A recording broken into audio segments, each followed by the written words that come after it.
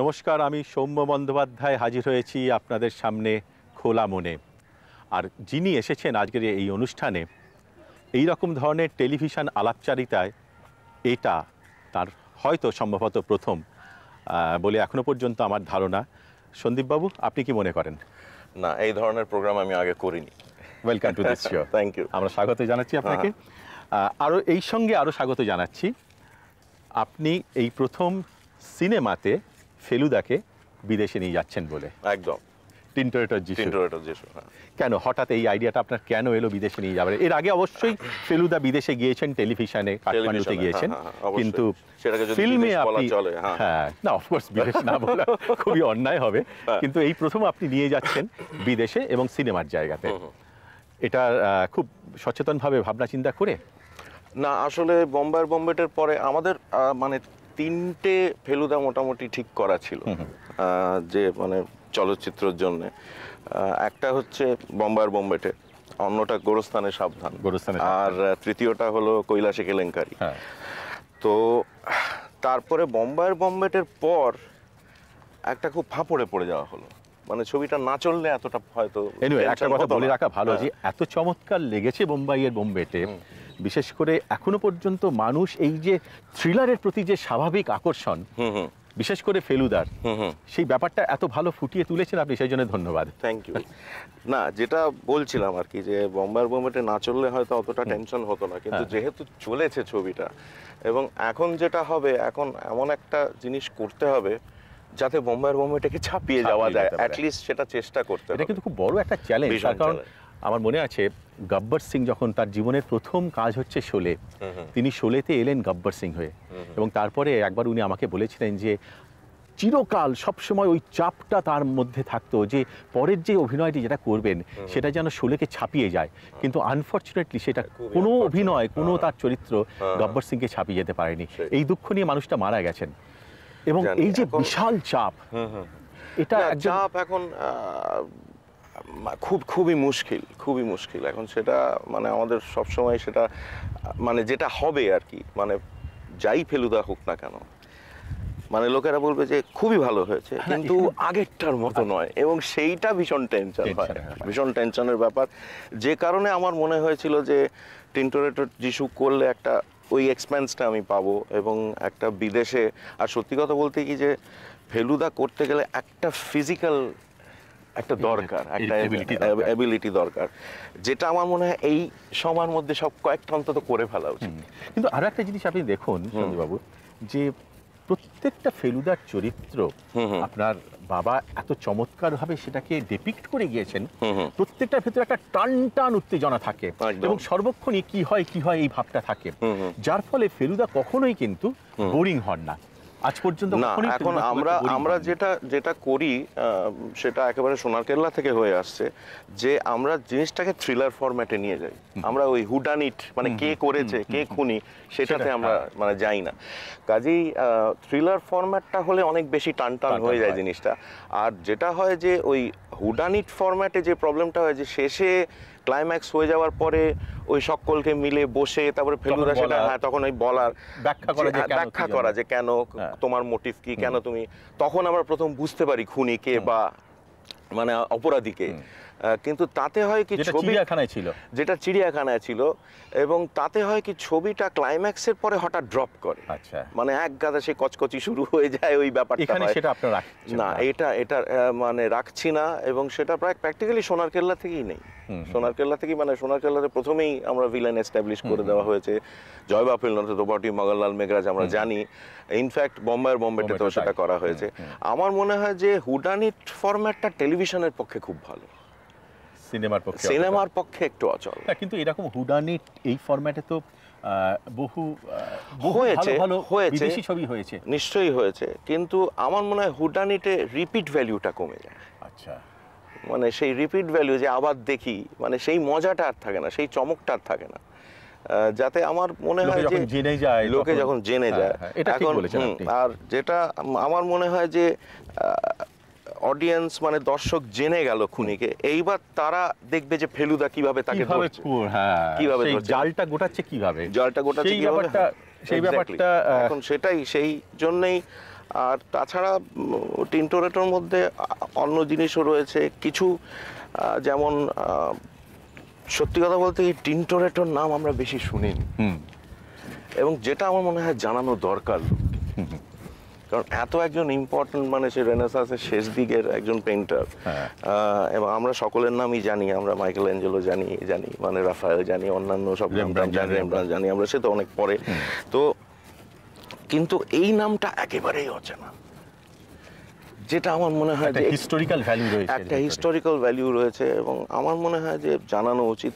আর plus একটা Hong Kong এর মজা তো আছে, এবং কারণ হংকংটা এত ইন্টারেস্টিং, এত ইন্ট্রিগিং ওই দিক থেকে, খুব জমজমাট শহর, কাজেই সেটাকে একটা ইউটিলাইজ করা এবং সেখানে একটা ক্লাইম্যাক্স বাণিজ্যিক ব্যাপারটাও রয়েছে, সেটা তো আছেই, সেটা তো একটা।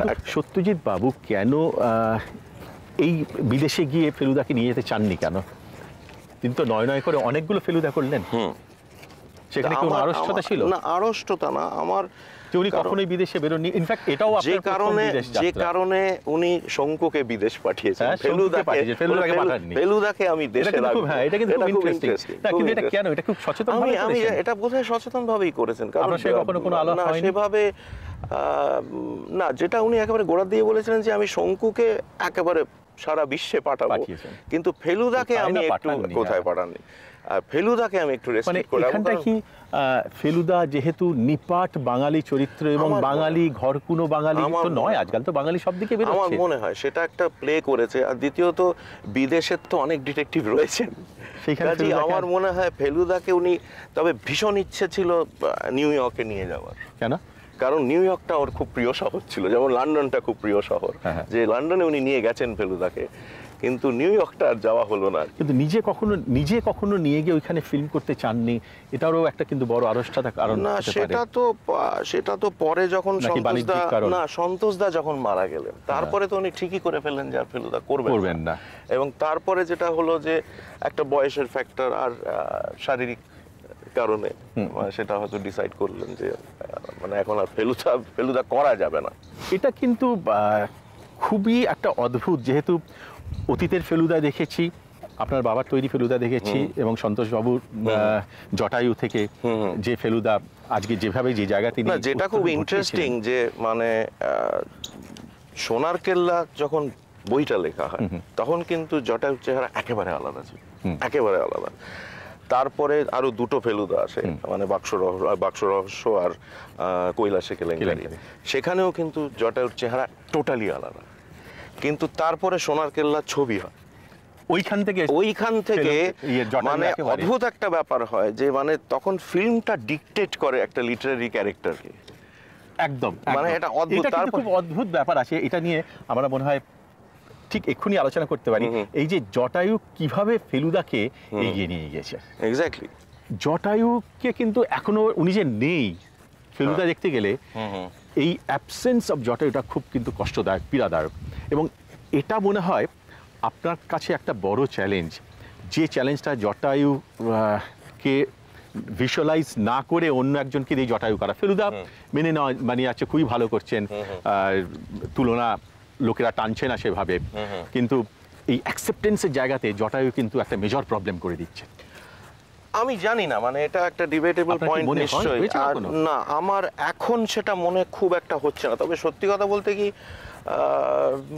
সন্তোষদা একটা আলাদা জিনিস, একদম আলাদা জিনিস, এবং এখন লোকটা রিপ্লেসমেন্ট পাওয়াটা এখন সেটা উনি নেই, তাই বলে কি আর ফেলুদা হবে না, সেটাও তো একটা আরো একটা কথা যেটা আমার মনে হয় যে সন্তোষবাবু নেই, কিন্তু আপনার বোম্বাইটা হিট করেছে, তার মানে লোকে অ্যাকসেপ্টও করেছে, তার মানে একটা পার্সেন্টেজ রয়েছে, সেটা বড় পার্সেন্টেজ, সেটা কিন্তু সেটা গল্পের প্রসাদ গুণ, আপনার পরিচালকের মুন্সিয়ানা, হ্যাঁ, এবং এই ফেলুদাকে চরিত্র যে বাঙালি কত আপন করে নিয়েছে, সেটাও কিন্তু একটা বড় ব্যাপার। না, সেটা তো বটে। আমার মনে হয় যে ফেলুর ক্ষেত্রে আমার কোনোদিনই খুব একটা প্রবলেম মনে হয়নি, এবং সেটা আমি ওর সঙ্গে কাজ করছি 95 থেকে, মানে সেই বাক্স রহস্য থেকে, সেটা আমার কোনোদিন মনে হয়নি যে প্রবলেম হবে। নতুন মিলেনিয়ামের ফেলুদা, অনেকেই যেটা বলেছেন যে তুমি এত মারপিট করালেন, সেটা তো গল্পেই রয়েছে, এবং ওটা খুব বিশ্বাসযোগ্য। এটা নিয়ে নাকি আপনার খুব একটা দুর্দান্ত এক্সপিরিয়েন্স আছে, কোনটা এই কোনটা নিয়ে? আরাকু ভ্যালিতে যখন আরাকু ভ্যালিতে মানে ওই হ্যাঁ ট্রেনের সিনটাতে? সেটা তো খুবই মানে খুব ডিফিকাল্ট ছিল মানে শুট করা, মানে আমাদের পক্ষে এত কম বাজেটে কিন্তু এত লোকজন এত লটপহন নিয়ে নিয়ে ভীষণ ঝামেলা, এবং যেটা হয়েছিল যে আমাদের দুবার আরাকু যেতে হয়েছে। আচ্ছা, কেন কি প্রবলেমটা কি হয়েছিল? প্রথমবারে ট্রেনটা নড়লো না। নড়লো মানে চললো না? চললো না, এলো আচ্ছা। মানে ভাইজ্যাক থেকে এলো এবং সেখানে গোরাপুর বলে একটা স্টেশন রয়েছে, সেখানে এসে থেমে গেল। তারপর কেন ওটা টেকনিক্যাল ফল্ট? টেকনিক্যাল ফল্ট না, চিঠিতে মেনশন করা ছিল যে আচ্ছা। ট্রেনটাকে নড়াতে হবে, মানে ট্রেনটাকে চলতে হবে। আচ্ছা। তো কাজেই সেখানে আমরা খুব বিপদে পড়ে গেলাম। তারপর কোনো রকম করে মানে একবার চালানো গেল, ট্রেনটা চললো, কিন্তু একবারে তো আমাদের কাজ হয় না, কারণ এত এলাবোরেট একটা ব্যাপার, ঘোড় দৌড় একটু সময় লাগবে, মানে এ করতে হবে, মানে সমস্ত কোঅর্ডিনেট করতে হবে, অন্তত তো করতেই হবে, যদি আমাদের প্রায় 3টে ক্যামেরার মতো ছিল। কিন্তু তো তারপরে সেটা ট্রেনটা নড়লই না, মানে একবার নড়ার পরে সেটা নড়লো না এবং সেটা ফেরত চলে গেল। তো মানে হিউজ ফিনান্সিয়াল লস। তারপরে আবার যেতে হলো, মানে তখন আবার চিঠিতে মেনশন করে যে ট্রেনটা তখন যাবে, চিঠিতে একবারে স্পেসিফিক্যালি মেনশন করে, এবং রেলের লোকও ছিল, যে কারণে পরে সে খুব ঝামেলা।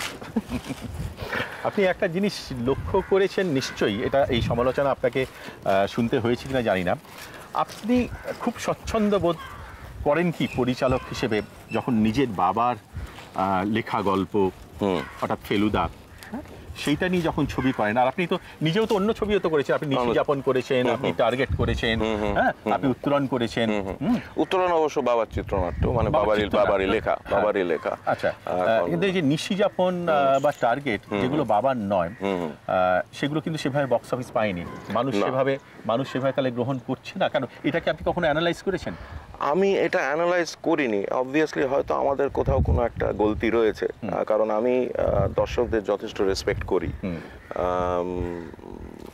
মনে হয় রয়েছে, কিন্তু জেনারেল যেটা মনে হয় যে আমার থ্রিলার বা ওই ধরনের ওই ধাঁচের গল্পের প্রতি একটু দুর্বলতা আছে, যে কারণে থ্রিলার করতে আমার নিজের ভালো লাগে। আর যেহেতু এখানে থ্রিলারটা একেবারেই হয় না, মানে আমি জানি না কেন হয় না এখন, যেটা হওয়া উচিত বলে আমার মনে হয়, কারণ বাঙালিদের একটা থ্রিলার প্রীতি আছে, একটা ভীষণ প্রীতি আছে, সেটা হয় না কেন হয় না? অবশ্যই রয়েছে, সব মানুষেরই রয়েছে, যে কারণে ফেলুদা বইয়ের এত বিক্রি। মানে শঙ্কু কিন্তু খুবই পপুলার, কিন্তু শঙ্কুর এত বিক্রি নয় ফেলুদার যতটা বিক্রি, যে কারণে আমার মনে হয় যে আমার সবসময় ইচ্ছা করে একটু থ্রিলার করতে, কিন্তু সবসময় নয়। আচ্ছা, কিন্তু আপনি ভাবুন এই যুক্তিতেই যদি ফেলুদা শঙ্কুর থেকে অনেক বেশি বিক্রি হয় বা মানুষের স্বাভাবিক প্রবণতা যদি এই দিকে থাকে, রহস্য রোমাঞ্চের দিকে, তাহলে অন্যান্য পরিচালক বা বাংলাতে আরো রহস্য রোমাঞ্চের ছবি হয় না কেন? কেন সামাজিক বিষয় নিয়ে আমি জানি না, কারণ আমার মনে হয় যে আরো বেশি হওয়া উচিত। তাই হিন্দিতে অবশ্যই আরো জেনারেল একটা থ্রিলার ফরম্যাটে আছে, মানে অ্যাকশন ধর্মী ছবি অবশ্যই। তবে আমি জানি না, কারণ আগে এক সময় কিন্তু হয়েছে, একেবারে যে হয়নি তা নয়, কিছু কিছু ডেফিনেটলি হয়েছে, কিন্তু হালে একেবারেই হচ্ছে না।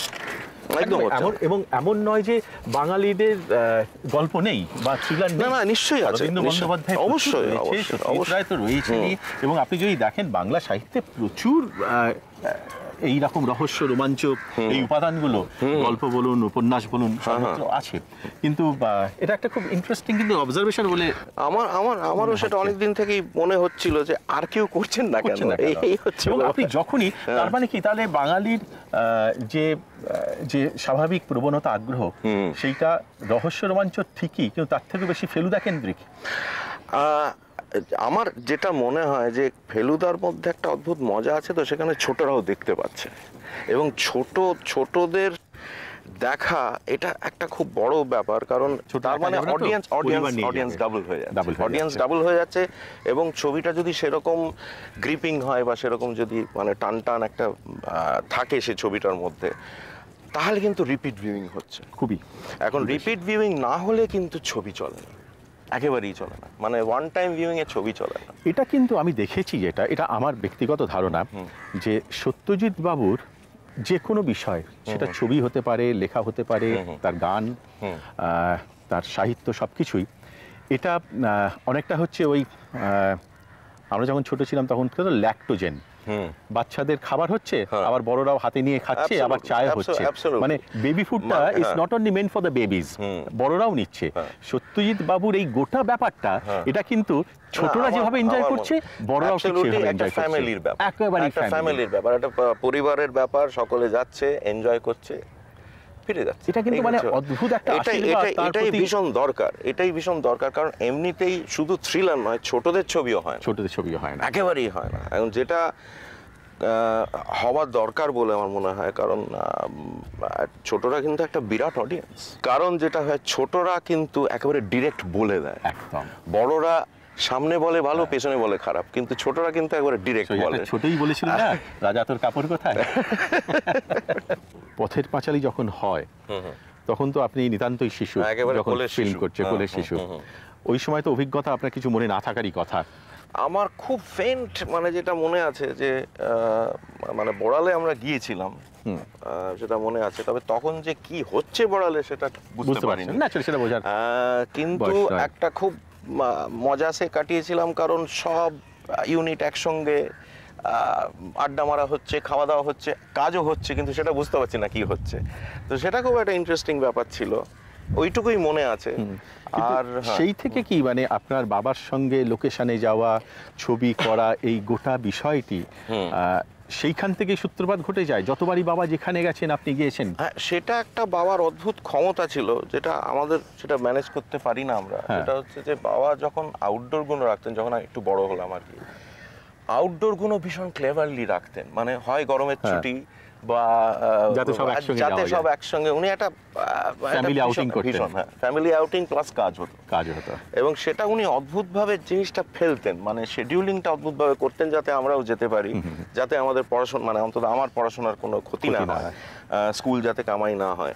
তো যেটা এখন আমি করতে পারি না, এখন আসলে এখন করতে পারি না। অসুবিধা কেন? আপনি করতে পারেন না কি? মানে কারণ সব মিলিয়ে একটা হয় যে ডেটের প্রবলেম হয়ে যাচ্ছে, পুরো জিনিসটাকে মানে কোঅর্ডিনেট করা ভীষণ অসুবিধা হয়।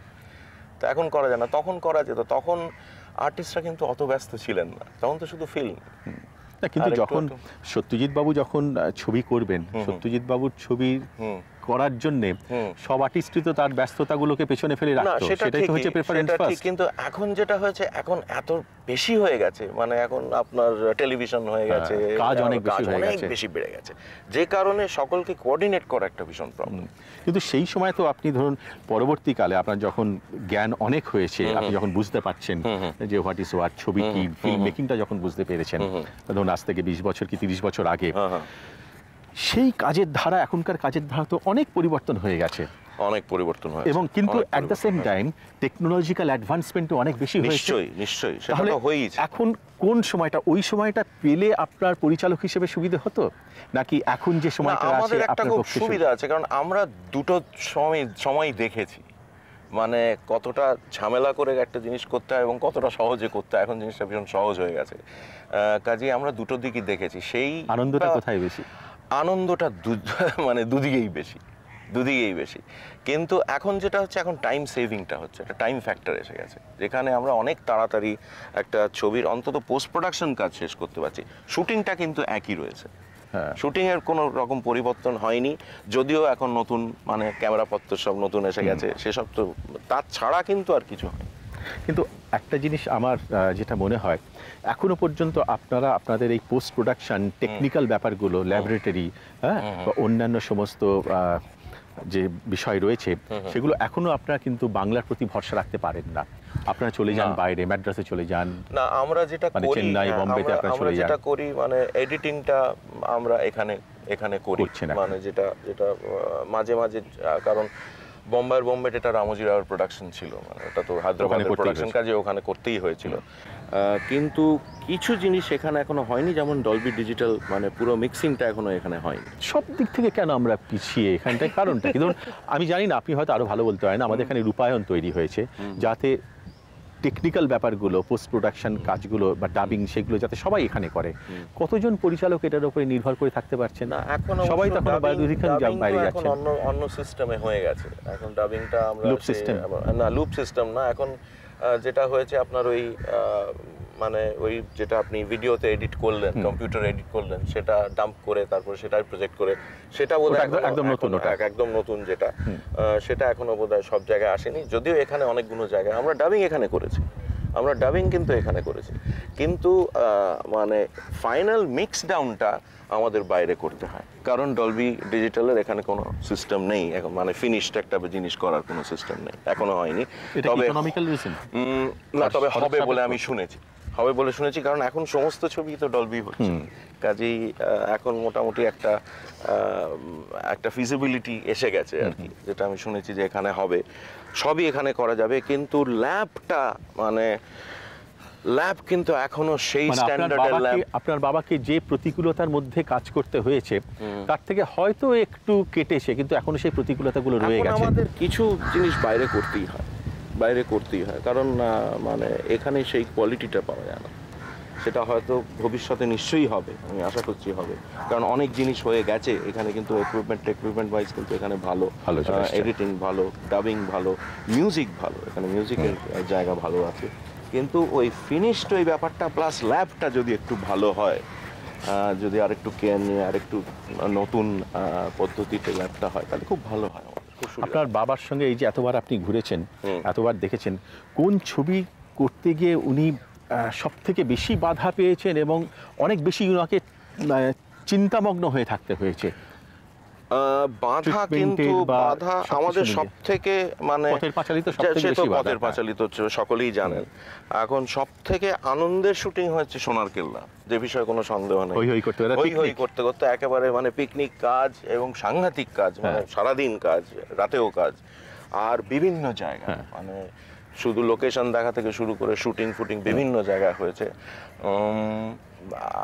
তবে ঝামেলা ছিল গুপি গাইনের সময়।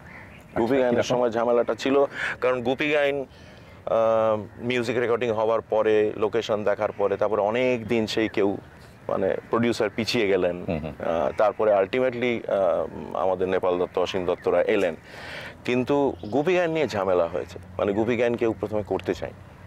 আপনি তো সেই গুপি গাইন, তার যে জনপ্রিয়তা সেইটাকে ধরেই তো আপনি গুপি বাঘা ফিরে এলো, মাঝখানে হীরক রাজার দেশও হয়েছে, যে মানে আর গুপি গাইনের এতটা সাকসেসের পরেও কিন্তু যখন উনি হীরক রাজা ডিসাইড করবেন, তখন কিন্তু কোনো প্রডিউসার এলো, তখন আলটিমেটলি সেই গভর্নমেন্টের শরণাপন্ন হতে হলো। এটা কারণটা কি আমি জানি না, এখন এটা জেনারেল একটা কারণ যে সত্যজিৎ রায়ের ছবি সুপার, কিন্তু সাধারণ মানুষ নিতে পারে না, হওয়া উচিত নয়, একেবারেই হওয়া উচিত নয়। তো মানে আর প্লাস একটা ছোটদের ছবি করার একটা জেনারেল অ্যালার্জি রয়েছে, যে কারণে আমার খুব আমরা অর্জন করতে পারলাম না। অদ্ভুত ব্যাপার যে মানে ফেলুদা একদিন বাদে, আমরা বহু বছর ধরে বলে এসেছি যে আমরা একটা ফেলুদা করব, ফেলুদা একটা বড় পর্দায় নিয়ে আসা উচিত, কেউ কিন্তু এগিয়ে এলেন না। আলটিমেটলি একজন অন্ধ্রের প্রডিউসার এগিয়ে এলেন, যেটার মতো মানে অদ্ভুত, খুবই অবজেকশনেবল ওই দিকে। এবং সবথেকে আপনি ভাবুন যে ফেলুদা একজন অন্ধ্রের প্রডিউসার এগিয়ে এলেন, ফেলুদা করলেন এবং দেখিয়ে দিলেন যে হি ক্যান মেক মানি। সেই তো বাঙালি হিসেবে এটা কিন্তু মোটেই খুব না, যেটা আনন্দের নয়। যেটা ইন্টারেস্টিং হচ্ছে যে মানে গুপি গাইনের সময় যেটা হয়েছিল যে সং রেকর্ডিং মানে গান রেকর্ডিং এর পরে প্রডিউসার পিছিয়ে গেলেন, এবং সেটা হঠাৎই পিছিয়ে গেলেন। কেন পেছলেন তারও একটা অদ্ভুত ঘটনা। এক্ষেত্রে অন্তত সেটা বেটার যে আসতেই এগোতেই চাইছে না। একদিক থেকে অন্তত এটা ভালো যে গুপি বাঘাতে সেখানে কিছুটা কাজ এগোনোর পরে প্রডিউসার পিছিয়ে গেল, এক্ষেত্রে এলোই না। যেটা গুপি গাইনের সময় হয়েছিল যে গান রেকর্ডিং এর সময় প্রবলেমটা হয় আর কি, যে গান রেকর্ডিংটা হয়ে গেল, তারপর হঠাৎ বাবা একদিন শুনলেন যে সেই প্রডিউসার পিছিয়ে গেছে। তো একটা গান তার জন্য দায়ী আর কি, সেটা হচ্ছে যে ওরে হালদা রাজার সেনা, যেখানে একটা যুদ্ধ করে করবি কি তা বল, এবং সেখানে একটা লাইন আছে যে হাজারে হাজারে হাতিয়ারে বুঝি কাটাকুটি করে। এখন সেখানে প্রডিউসার মানে নন বেঙ্গলি প্রডিউসার, তারা ভেবেছিলেন যে হাজারে হাজারে হাতি আরে বুঝি কাটাকুটি করে, অত হাতি দরকার, যে কারণে বললো ভাই অত হাজারে হাজারে হাতি বাংলা ছবিতে কি ব্যাপারটা কি? এখন সেখানে দক্ষিণী ছবিতেই পাওয়া যায়, খুব অদ্ভুত। মানে বাবা হঠাৎ জানলেন যে ওরা পিছিয়ে গেছে, কারণটা কিন্তু অনেক পরে জেনেছিল। আচ্ছা, ওরা কি বলে পিছলো? ওরা জাস্ট বললো যে না এটা একটু বেশি, আমরা যা ভেবে দেখলাম যে এটা একটু বেশি কস্টলি হয়ে যাচ্ছে বাংলা ছবির পক্ষে। সত্যি, কারণ তখনকার দিনে গুপি গাইন 6.5 লাখ টাকার মতো লেগেছিল। তারপরে যেটা হলো যে গুপি বাঘা ফিরে এলো, গুপি বাঘা ফিরে এলোর সময় খুব বেগ পেতে হয়েছে আর কি। এরপরে গল্পটা কি হলো? এরপরের গল্পটা তারপর তো একটা আনসার্টেনিটি, তারপর গান রেকর্ডিং হয়ে গেছে, বাবা তারপরে বাধ্য হয়ে অন্য চিন্তা করতে শুরু করলেন যে অন্য কোনো ছবি করা যায় কিনা। তো তারপরে অসীম দত্ত নেপাল দত্ত এগিয়ে, অসীম দত্ত নেপাল দত্ত, হ্যাঁ। তারপরে তো মানে ওরা তারপরে তো ভীষণ স্মুথ ছবিটা গেল, কোনো প্রবলেম ছিল না। অন্তত ভাগ্যিস অসীম দত্ত নেপাল দত্ত বাঙালি, তারা হাতিয়ার ব্যাপার, হাতির সঙ্গে হাতিয়ারের পার্থক্য, সেটা অবশ্য অনেকটা কারণ ছিল আর কি। কারণ পূর্ণিমা দত্ত মানে অসীম দত্তের স্ত্রী আর কি, পূর্ণিমা দত্তই ভালোভাবে কনভিন্স করিয়েছিল। পূর্ণিমা দত্তই মনে হয়েছিল যে একটা খুব ইম্পর্টেন্ট ছবি হতে চলেছে এবং তারা পরবর্তীকালে নিশ্চয়ই বুঝেছেন যে তাদের এই ধারণাটা ঠিক ছিল। একদম, যে কারণে পরপর অনেকগুলো ছবি হলো, মানে পরে প্রতিদ্বন্দ্বী হলো, অরণ্যের দিনরাত্রি হলো।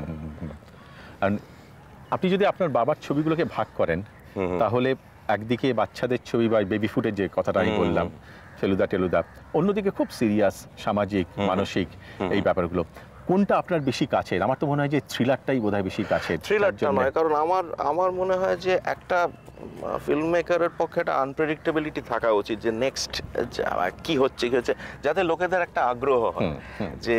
যে কারণে আমার মনে হয় যে কারণে নিশি যাব বোম্বের মুভমেন্টের পরে, এটা খুব সোজা হিসেব আর কি। যে আমার মনে হয়েছিল যে একটা চেঞ্জ অফ পেস দরকার, একটা স্বাদ বদল দরকার। হ্যাঁ, কিন্তু সেই স্বাদ বদল করতে গিয়ে তো আপনি ফিনান্সিয়ালি বেনিফিটেড হয়েছেন? আমার না, সেটা ডেফিনেটলি হয়নি। তবে আমার মনে হয়েছিল যে ছবিটা কম খরচার ছবি, সেটা আলটিমেটলি হয়তো উঠে যাবে বলে আমার বিশ্বাস, যদি ঠিকমতো এক্সপ্লয়েট করা হয়।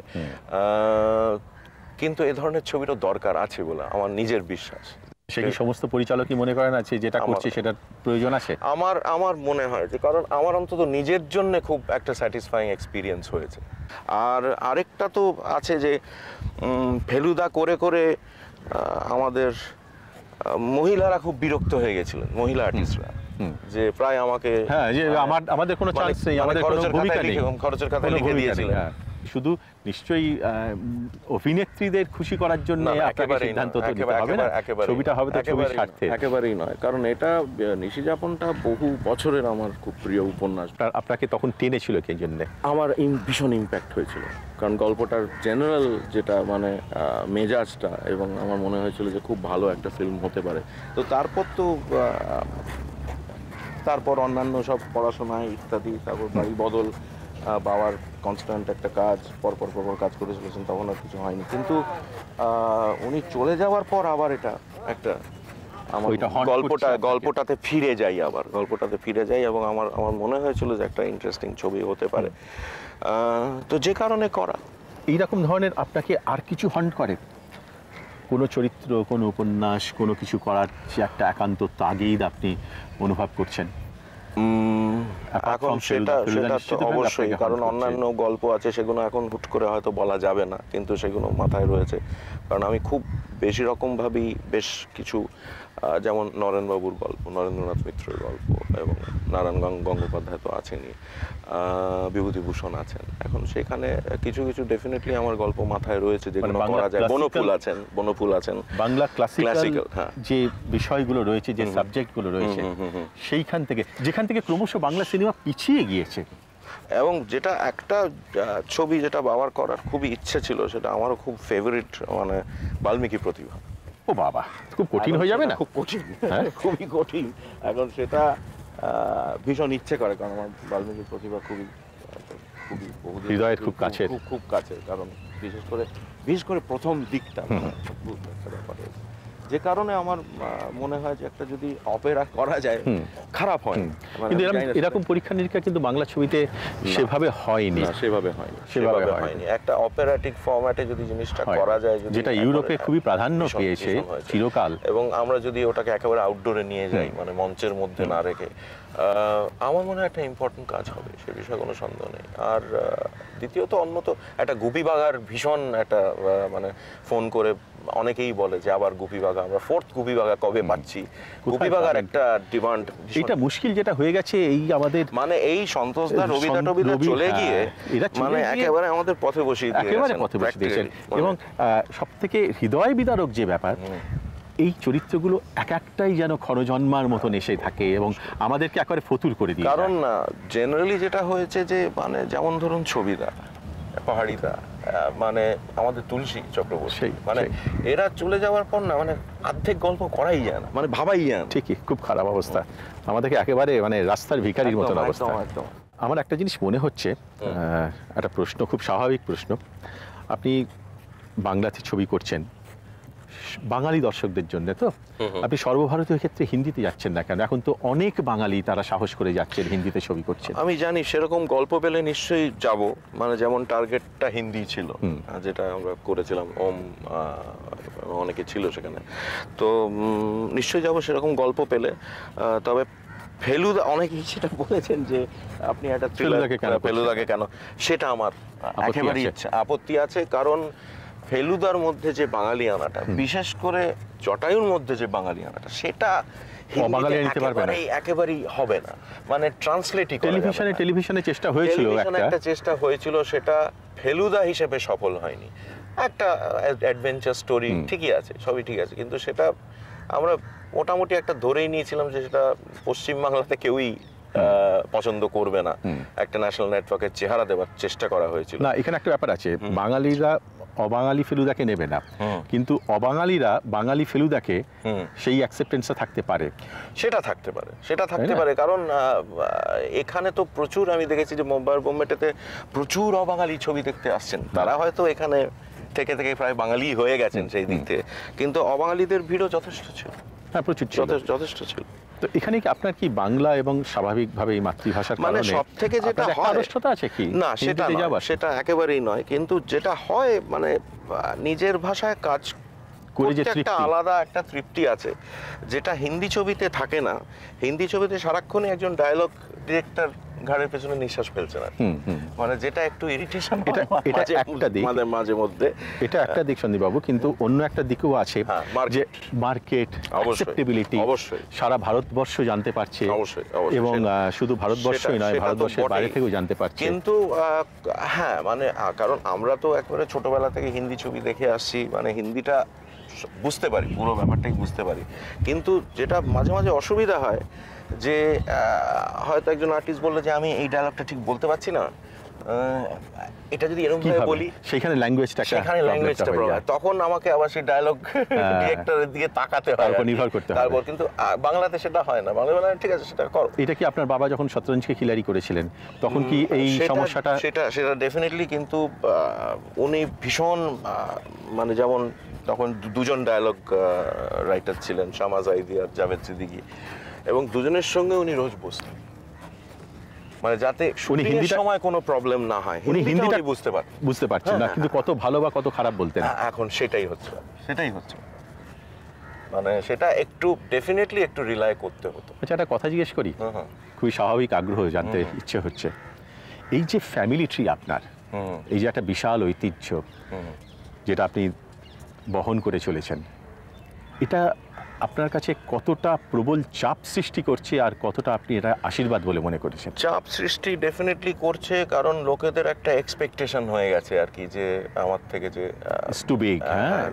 হচ্ছে ব্যাপার এখন। কিন্তু সেটা ভাবতে গেলে কিচ্ছু করা যায় না, মানে একটা অন্ধকার ঘরে চুপ করে বসে থাকতে হয়, সেটা আমি ভাবি না, মানে খুব বেশি ভাবলে কিন্তু কিছুই করা যাবে না। ভাবেন তার মানে কিছু না, একটা তো মাঝে মাঝে চিন্তা ভাবনা হয়, যেমন প্রত্যেক ছবি করার আগেই একটা চিন্তা ভাবনা হয় যে এই ছবিটা হবে, এই ছবিটা করব, মানে এই ছবিটা একটা আশঙ্কা, মানে ঠিক হবে তো, মানে এই বাড়ি থেকে ছবিটা যাচ্ছে, এখন সেটা তো একটা আলাদা ব্যাপার আছে, একটা আলাদা ওয়েট রয়েছে, যে কারণে একটু কেয়ারফুল হতে হয়, একটু চিন্তা ভাবনা করতে হয়, কিন্তু একটা অ্যাডভান্টেজও আছে। অ্যাডভান্টেজ তো নিশ্চয়ই আছে, কারণ মানে যা শিখেছি ওর কাছেই, এবং তাছাড়া এখনো পর্যন্ত তো আচ্ছা, সত্যজিৎ রায়ের ছেলে সন্দীপ রায়, এই যে পরিচিতিটা, অর্থাৎ বাবার ছেলে হিসেবে পরিচিতিটা, এটা তো ইন্ডিপেন্ডেন্ট একজন ফিল্ম মেকার হিসেবে তো এটা আপনার কাছে খুব শ্লাঘার বিষয়, কিন্তু খুব একটা বিরাট তো গর্বের বিষয়, কিন্তু সেখানে নিজের যে ক্ষমতা সেখানে তো ভালো দিকও আছে, খারাপ দিকও আছে, একটা হীনম্মন্যতা একটু আছে যে সবসময় আমি বাবার সঙ্গে তুলে নিতে হবে, সবসময় যতক্ষণ না পর্যন্ত ছেলে বাবাকে ছাপিয়ে চলে যাচ্ছে। হ্যাঁ, এই যে চাপটাকে আপনি কি করে কাটান? না, এই চাপটা একদম রাখি না মনে, একদমই রাখেন না, কিন্তু এটা ঝেড়ে ফেলা যায় কি? ঝেড়ে ফেলা মানে একটু ডিফিকাল্ট, কিন্তু সেটা ইচ্ছা করলে নিশ্চয়ই ঝেড়ে ফেলা যায়। মানে অন্তত যতক্ষণ আপনি শুটিং করছেন, একটা ছবি করছেন, ছবি করার আগে টেনশনটা হয়, মানে গল্প বাঁচার সময় টেনশনটা হয় যে এই গল্পটা কি করা যাবে, এই গল্পটা করলে মানে মোটামুটি একটা মানে কন্টিনিউটিটা কি থাকবে এটা একটা প্রবলেম হয়। কিন্তু একবার গল্প বাছাই হয়ে একবার শুটিংটা চালু হয়ে গেলে আর কোনো টেনশন। এটা কি এমন কি হয় কি, আমি জাস্ট জানার জন্য বলছি, আমার কোনো অভিজ্ঞতা নেই, যে অভিনেতা অভিনেত্রী তারা আপনার সঙ্গে কাজ করছেন, যারা হয়তো আপনার বাবার সঙ্গেও কাজ করেছেন কিংবা তারা দেখেছেন কাজের প্রক্রিয়াটা, তাদের দিক থেকে কি এরকম ধরনের কোনো একটা জিজ্ঞাসা থাকে যে ও সত্যজিৎ বাবু তো এইভাবে করতেন, সন্দীপ এইভাবে করছে, বা এসে বলা যে শোনো এখানে একটা ফরচুনেটলি আমার কাজের ধারাটা মানে অনেকটা বাবার মতো, এবং সেটা বাবার কাছ থেকে শেখা আর কি, মানে ওই কমপ্লিট বিষয়টা একেবারে টোটাল খেরোর খাতা যেটা হোমওয়ার্ক করে করা, যে কারণে খুব একটা মানে প্রবলেম হয় না। খুব মানে ফরম্যাটটা পুরো বাবা। একটা ভয় ছিল সৌমিত্র কাকাকে নিয়ে কাজ করার সময়, যখন উত্তরণে সৌমিত্র কাকা কাজ করলেন এবং আমার আন্ডারে কাজ করলেন, তখন সেটা একটা ভয় ছিল, কিন্তু 2-3 দিন বাদে সে ভয় কেটে যায়। মানে প্রথম দিনই একটু টেনশন থাকে, নিশ্চয়ই ওনার দিক থেকে আগ্রহটা বা আশঙ্কাটা কেটে গিয়েছিল যে হ্যাঁ আজকে ছেলেও ভালো করছে। উনিও টেনশনে ছিলেন, এবং আমার মনে হচ্ছিল যেটা পরে উনি বলেছিলেন যে আমার মনে হয়েছিল, উনি সেইভাবে পরিষ্কার করে বলেননি, তবে আমার মনে হচ্ছিল যে উনিও যাচাই করছিলেন যে কেমন, এবং 2-3 দিন বাদে দেখলাম যে একেবারে মানে টিউনিংটা হয়ে গেছে আর কি। এবং যেটা খুব ভয় ছিল গুপি বাঘা ফিরে এলোর সময়, কারণ 10 বছর অন্তর অন্তর গুপি গাইন বাঘা বাইন হচ্ছে, এখন সেখানে হীরক রাজার দেশে হয়ে গেছে তার 10 বছর আগে। দুজন অভিনেতাও ভীষণ টেনশনে ছিলেন যে সেই ম্যানারিজম গুলো আবার ফিরে মানে আনতে পারা যাবে কিনা, এবং আমার টেনশন ছিল যে মানে এই দুজন, মানে আমি তপেনদাকে একেবারেই ছোট করবো না, কারণ রবি ঘোষের সঙ্গে অভিনয় করাটা চারটিখানি কথা নয় এক ফ্রেমে, কাজে সেখানে আমারও একটা টেনশন ছিল যে সেখানে ভীষণ টেনশন, বিশেষ করে মানে যে মানে গুপি গান বাঘাবাইন তো সত্যজিৎ রায়ও করেছেন, সেখানে টেনশনটা বেশি হয়। এখন কিন্তু আমার অতটা টেনশন নেই এখন ফেলুদার সময়, কারণ অলরেডি একটা পরীক্ষাতে মানে পাস হয়ে গেছে। থেকে বড় কথা আপনার ভেতর যে আর ছিল, যেটা যে আড়ষ্ঠতা আর যেটা ছিল সেটা চলে গেছে, সেটা থ্যাঙ্কস টু টেলিভিশন, সেটা চলে গেছে। মানে কারণ টেলিভিশনে অনেক দিন ফেলুদা করে আমরা মোটামুটি একটা অ্যাডজাস্ট করে নিয়েছিলাম, এবং আমরা দেখেও নিয়েছিলাম সেই স্ট্রেংথটা পেয়ে গেছি, চিত্রনাট্যের স্ট্রেংথটাও পেয়ে গেছি, কারণ চিত্রনাট্য কিন্তু বদলাচ্ছে অনেক, মানে চিত্রনাট্য বদলাচ্ছে, এবং যে কারণে বোম্বেতে আমরা আমাদের আপডেট করতে হয়েছে। এবং আমার মনে হয় না যে মানে সত্যজিৎ রায় কোনো মানে বিশেষ করে ফেলুদার ছবিতে একটা গাড়ি মানে বম ব্লাস্ট হতো আর কি, এখন কাজে সেখানেই আমার মোটামুটি বলে দেওয়া পাবলিককে যে এটা কিন্তু আগের দুটো ছবির মতো হবে। তার মানে সন্দীপ রায় সাবালক হচ্ছে, এবং সন্দীপ রায় অনেক কনফিডেন্স পেয়ে গেছে, আশা করছি। এবং এই কনফিডেন্ট সন্দীপ রায়ের কাছ থেকে উই ক্যান অলওয়েজ হোপ যে আমরা আরো অনেক বেশি নিশ্চয়ই আমরা মানে একেবারে সেদিক থেকে খুব চেষ্টা করছি। Thank you.